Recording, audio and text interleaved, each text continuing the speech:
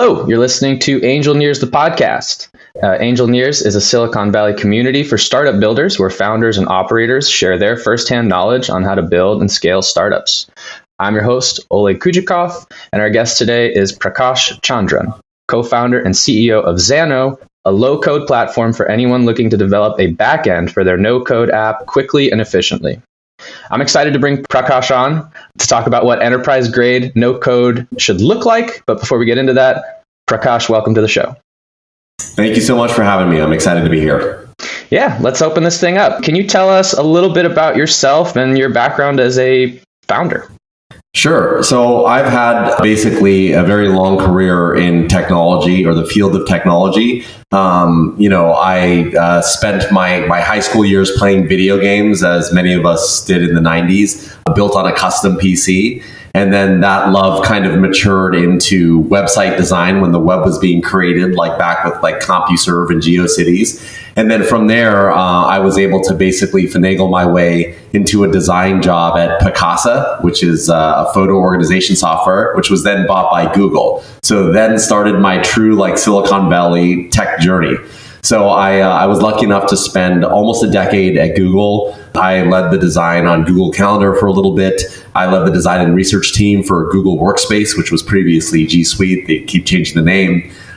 And then after kind of almost a decade at Google, I left Google, did a startup for about 3.5 years, which I call 3.5 years of me getting the crap kicked out of myself, did some consulting work, and then found my place and my home here at Xano. So that's like the 50,000 foot view of my career in technology. So you actually started a company before you started Xano. Did you have any kind of like key takeaway from that led to starting Xano, or just take me through that? Yeah, for sure. So I think there was a lot of learnings when you kind of do a startup for the first time.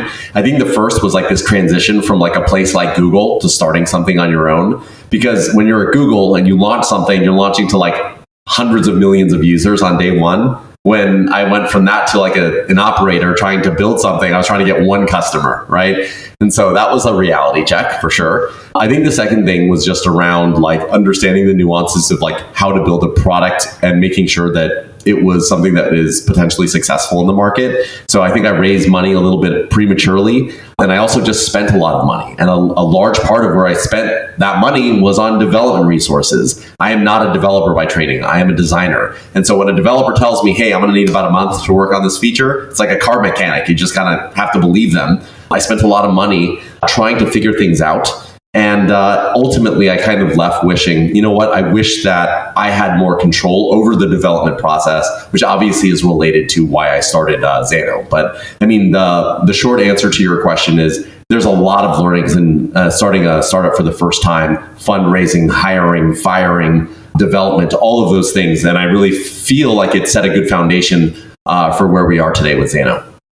So how did the idea come together? Because I can kind of see how you faced some challenges in that first startup, and you might have said, hey, it would be great to spend less on development resources, but no code or low code tools are pretty new. And how did you validate that this was even something you could do? How did all that come together?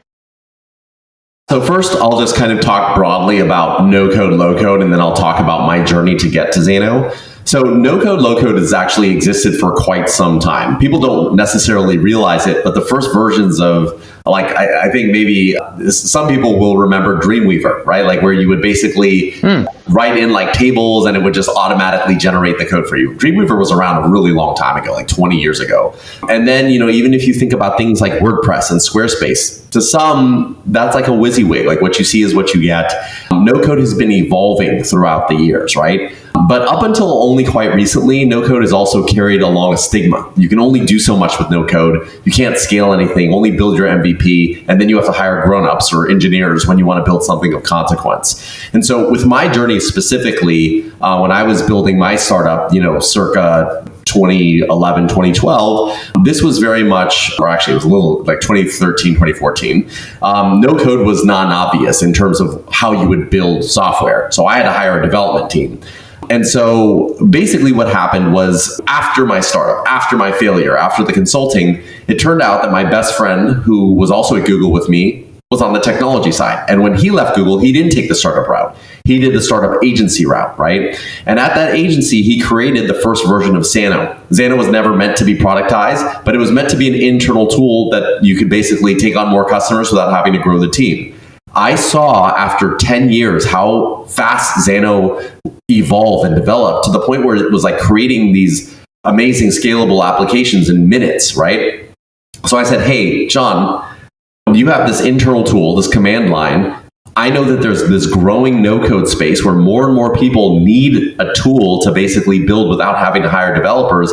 If we productize what you had, then I think that we could have something special. It basically addresses the scalability, security, and compliance issues of no-code. So in 2018, we basically re-engineered Xano from the ground up, and we launched in January of 21. So that was kind of the journey, not only of no-code, but at my realization and our realization that we could solve a real issue in no-code today. Challenges you faced early on, maybe launching the company in 2021 or 22 that you faced, and how did you overcome those early challenges? Yeah, it's a good question. I feel like a startup, especially in the early days, is always riddled with challenges. I think anytime you're getting something off of the ground, you first and foremost have to prove that you're building something that the market wants. And a lot of that you can't really do until you spend a lot of upfront time developing. And so what I can tell you is that the journey from 2018 to 2021, when we officially launched, was a lot of customer interviews, building a landing page with just the value proposition, promising access to this thing, and you could get faster access if you hopped on a conversation with me. So a lot of it was like market validation before we actually launched to the public. And that's kind of the name of the game, I think, in the early days. A lot of I feel like a startup is there's multiple challenges every single day. But I think in the very beginning, I think it's like kind of this like live or die situation where you're like, hey, do I have a product that people are actually going to pay me for? And how much time am I going to invest in product and development until I let this thing go in order to prove that there's something viable there? So I think when we first launched, that was probably the biggest challenge. From the journey from 21 to 22 was actually okay, now we have something. We see that we're growing and we're growing quite fast. It's then making the decision around, hey, do we want to build something at venture scale, right? Like something that really might be category changing, or do we want to build the proverbial lifestyle business, right? Just something that we can just pull cash from over time. It's never going to be really that big, and really building alignments around what kind of company do we want to be when we grow up. So obviously there's a lot of challenges, but to simplify, it's do we have something that people actually want and are willing to pay for? And then do we want to build something enduring? What you've kind of built today, could you provide an overview of what Xano does and the problems it aims to solve? So Xano, we say we are a no-code scalable backend. And so we basically, I think as I alluded to earlier, try to solve kind of the hardest parts of no-code development, or really software development, which is building the backend. And just for the people that don't understand the difference between the front end and the back end, I like to give a very quick example. If you think about Amazon's one-click buy, right? You click buy now, and all of a sudden a package magically ends up on your doorstep. So on the front end, you might see a button that says buy now. And on the front end, that's what the user sees. That's a very easy thing to design and build, right? It's a square box and it says buy now or order now. But on the back end, it's got to check you are who you say you are. It's got to check the distribution centers. It's just got to check your address. It's got to check with the vendors. It might do 100 to 150 business operations to get that package to end up at your doorstep. So that creation of the backend and all of the things that go into it is really where Xano focuses on, and where Xano excels. And technically what that looks like is three things. Xano provides a server that is single tenant. That means it's dedicated to the user that signs up for it, and you can deploy it anywhere in the world. We give you a database, which is a Postgres database, one of the most popular open source databases in the world. And then we give you an API builder. And an API is basically the glue that holds the internet together. And with Xano, you're able to build with no code these APIs very quickly. The problems it's trying to solve for your customers. For sure. So I think that the problem sets are different depending on who you talk to. So for this persona, we have a persona that we serve called the citizen developer. They are not a software engineer. They're kind of like a product owner. They're someone that's like a systems thinker. They're technically minded, and they like to use tooling on the internet to build the software they need. So kind of in the small to very small business market, you have like startup founders like myself that want to build their dream, and they use no-code tools like ourselves to build, launch, and scale their ideas. But citizen developers, this persona, they also exist in big organizations, right? Like what Qualtrics is, for example, is one of our customers. In these big organizations, they're constrained by engineering resources. So someone like a product manager might say, hey, I want to build something for my team. And then the engineering central IT might say, hey, you're not going to get a resource for 6 months to 8 months. So they're just kind of stuck. So then they turn to a tool like ours to build faster, better, cheaper, right? And so we serve basically this primary goal of, number one, speeding or I guess expediting software development, especially with the backend.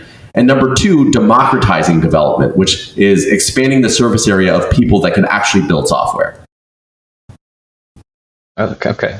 So it reaches small businesses and more enterprise level businesses. Yeah, we're kind of unique in this way because you can think of Xano as kind of like a visual programming language. And if you think about like an established programming language like JavaScript or something like that, there's not like one customer it serves. It can build pretty much anything that you want it to. And Xano is very much the same way. We are a visual programming language that can be used by very small businesses and also very large enterprises. Got it. How does Xano differentiate itself in this space from other no-code platforms or tools that are available?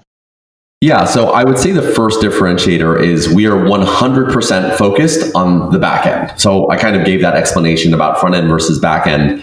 A lot of no-code tools that you see try to boil the ocean and do an all-in-one solution.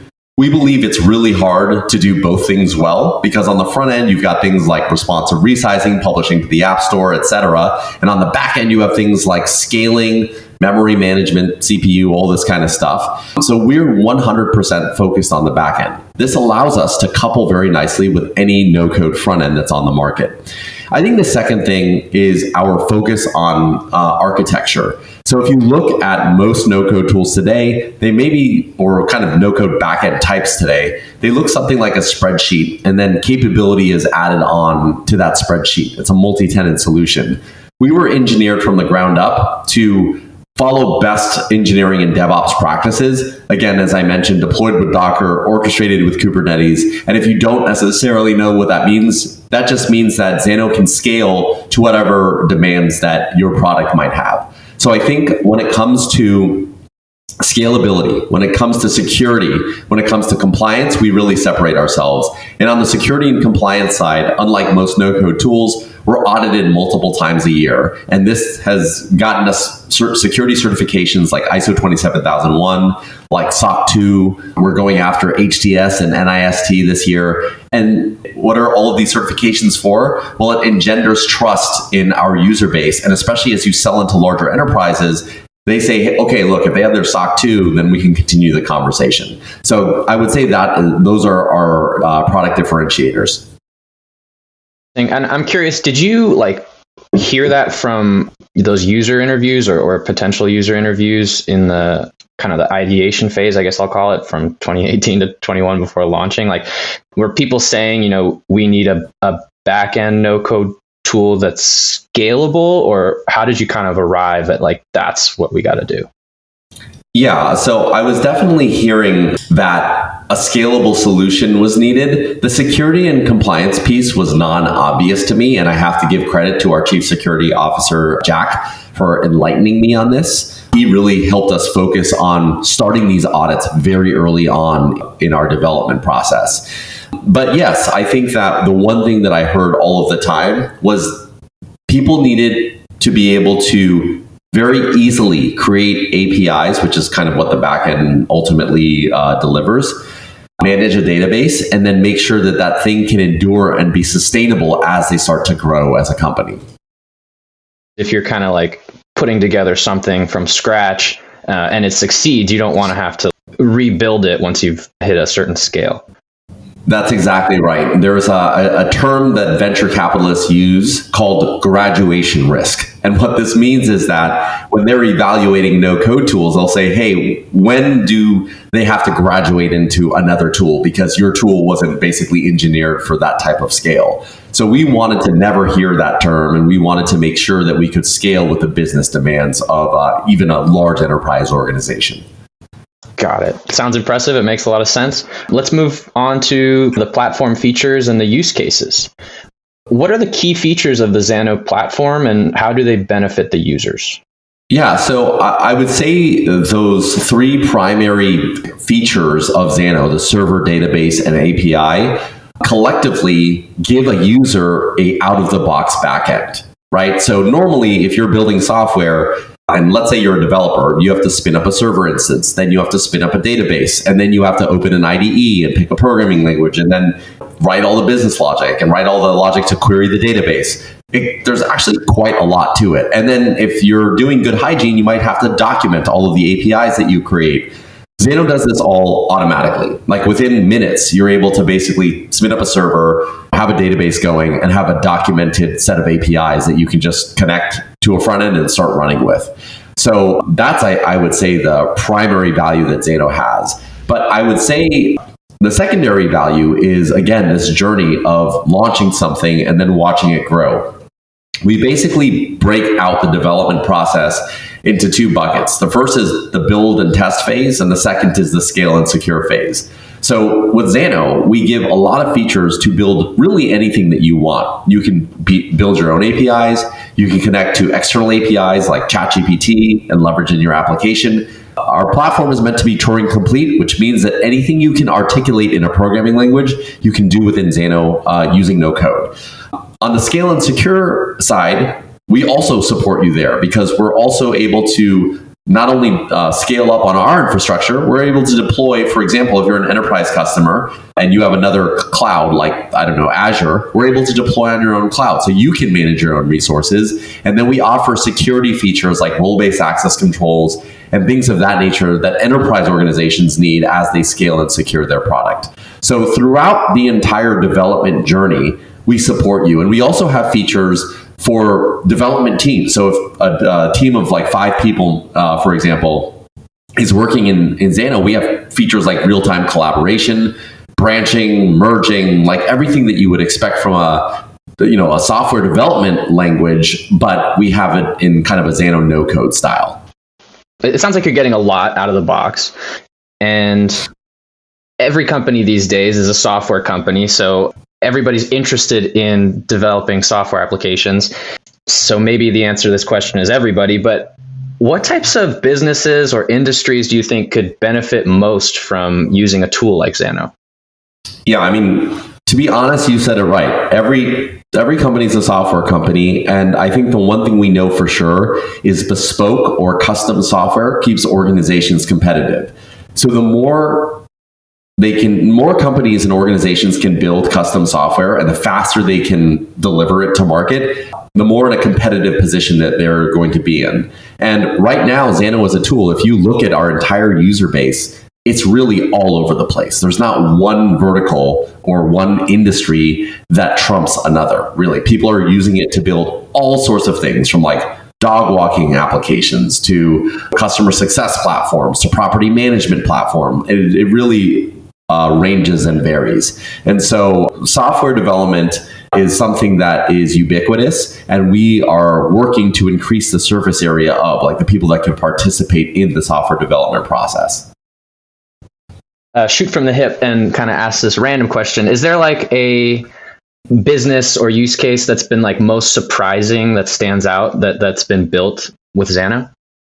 There's nothing that's necessarily been surprising to me. I think I'm always, maybe the things that maybe surprise me most are when, people like fishermen like go on and build they build software to help them manage their relationship with the vendors that they might, for example, sell their fish to. Things of that nature always kind of surprise me. And it's less so the technical part of what they're building, and more so that like here you have like a fisherman that maybe should have no business building software for themselves. And I think that's the power of no code tools. It's not unique to Xano. It's just like, it's again democratizing the ability to create software when there is a need. Integration and scalability. You mentioned that Xano pairs well with other front-end tools. And how easily can Xano integrate with existing systems and workflows? I mean, very easily. Like at the end of the day, most products connect to one another using a RESTful API. And at the end of the day, that is what Xano delivers. So you can take the API and you can connect it to any sort of front end that consumes a RESTful API. And Xano can also consume that RESTful API as well. So it's kind of this, it's a very complementary relationship in the fact that, Xano can connect to most things on the internet and vice versa. And you can build integrations and transformations within Xano depending on how you want to see the data. So we make it very easy. We have a couple features that make it easy to connect to a front end. Sometimes we have some pre-built connectors for very popular products, for example, like Stripe to take payments that you're able to just basically in one click connect to and start using immediately. So yeah, we make it pretty straightforward. Scalability options does Xano provide for businesses as they grow? So on our self-serve plan, we start with a free plan. That's called our build plan. So our plans are build, launch, and scale. So the build plan is completely free. You can build up to a product with up to 100,000 records, and it's on a shared resource. That means that you and like most software today is built in a multi-tenant shared resource type way, and you can use Xano 80% of the features completely for free. Once you launch something and you want to have access to all of Xano's features, we have our launch plan. And that can support a pretty healthy launch depending on the type of business logic you use. And then as you start to grow as a business, depending on your business logic needs, we have the scale plan. And it starts at scale 1x, 2x, and we go all the way to 8x. If for whatever reason you grow out of the scale 8x plan, we're then able to migrate Xano to whatever infrastructure you have. And this is the beauty of Xano. Like in the beginning, we give you an affordable little sandbox to play in, and we can increase the size of that sandbox depending on your needs. And then when you're ready to leave the nest and spread your wings, you're able to migrate to your own infrastructure, and then you can scale unlimited on whatever cloud you choose. Oh yeah, for sure. I think that's the beauty of, I think, being a couple years in, we've seen people go from the free plan all the way to the enterprise plan. And it's like kind of one of the proudest achievements when you see that happen, because you could really see that started from the bottom, not to try to get into a Drake song, but they started from the bottom and then they basically graduate eventually into an enterprise contract, and you see them even grow kind of with their cloud provider. It's really, really awesome to see. I would say that is the minority, but it does happen, which is great. No, of course. I mean, most startups, I forget the percentage, but what's the number? Like 95% fail in the first 2 years? Yeah. Something like that. So to just have anyone graduate. What's an example of one of those companies? I'm just so curious. Yeah, for sure. So there's actually a charter school, and I am blanking on the name. It's going to come to me it's Highlands. It's a Highlands charter school, and they're based in San Diego, California. And Bobby Valentine, their product manager at the school, basically, he was in charge of innovative learning at the school. And he started building on Xano for free. He was interested in it. And over time, he built a tool or a platform that would actually manage all of the movements and class schedules for these students, just as not even a side project, but as an experimented project. It's really got taken on by the school, and today they're on their own cloud, right? And it powers the entire class management system for the entire school. And furthermore, it has awesome features proximity check-in. So the student doesn't even have to take out their phone. They walk into the radius of where one of their schools are, and it will auto check them in. It has learning on the application itself. So it's just kind of cool to see one of those use cases that you just wouldn't think anything of go from a free plan, as an experiment all the way to enterprise scale. And Highlands is a major organization, right? Like if you look it up, you'll see like as an organization, they serve a lot of students, and it's awesome to see that they were able to scale with Xano.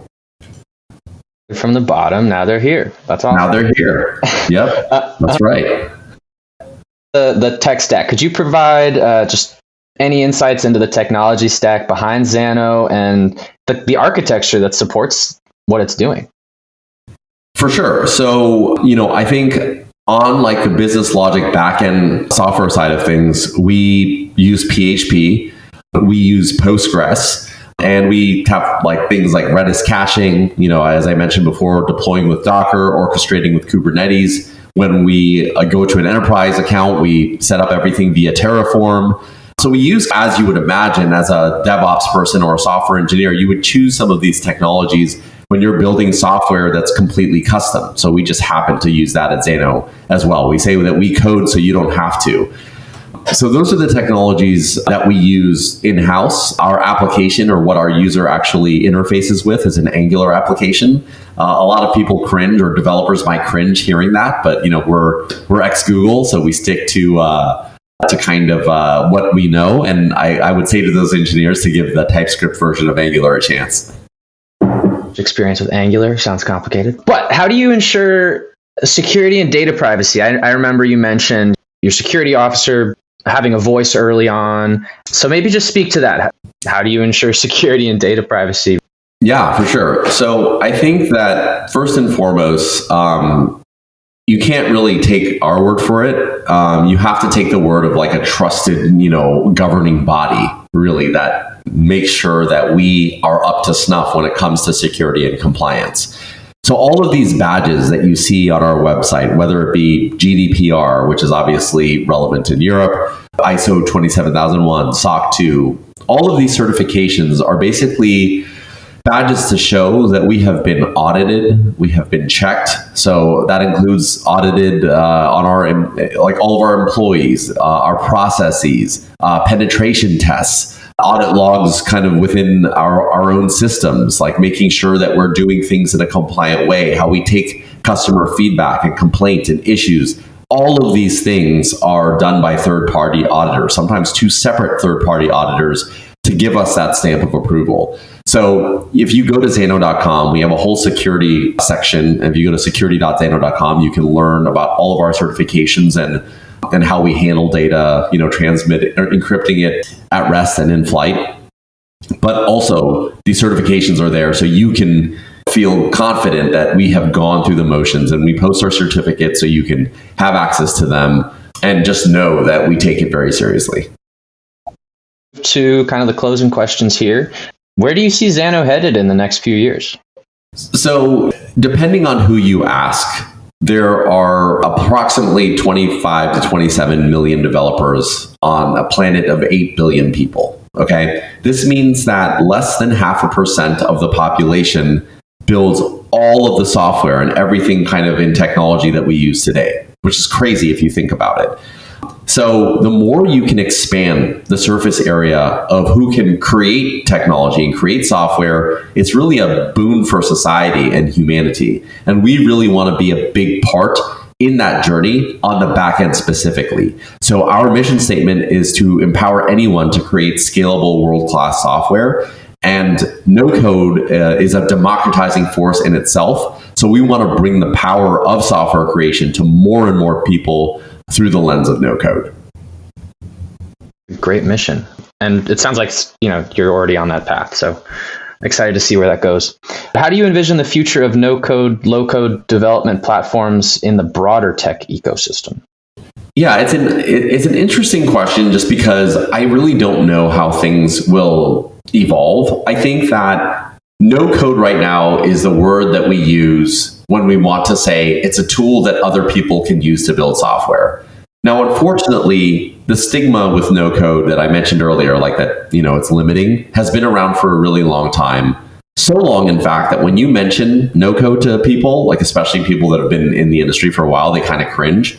So maybe that word evolves into something else. Maybe it's like no code plus, like the next generation of these tools are meant for something different. Maybe it becomes visual development. Like, I'm not exactly sure what it's going to become, What I can say, however, is that these tools will be the way that people build software. Because if you think about it, it really doesn't make sense to build everything bespoke by hand, custom anymore, right? It really just doesn't. Unless, like, look, there's going to be people that are like enthusiasts and purists about that, and they'll always want to do that. But for the vast majority of projects, you want to spend time with your customers and validating things with your customers. So the faster you can get things to market without technical sacrifice, the better it's going to be. Milestones you've accomplished to this point. So as of today, we power over 70,000 backends around the world. This is a podcast, so I can't show you a picture, but there's like a heat map that we have of our users, and it's like we have a thin layer around the globe, which is pretty awesome to see. You know, we have enterprise customers like Qualtrics, as I mentioned. We're a Siemens approved vendor. We have basically, I think, proven that there's opportunity to be a venture scale business because we have great investors like MHS Capital and Engineering Capital. I think when you look back, or when I track back to like us in 2018 building Xano to today, where we have some of those notable milestones. And, you know, just the other week, I was like in the room with like this massive bank. We don't have them as a customer yet, so I don't want to say their name yet.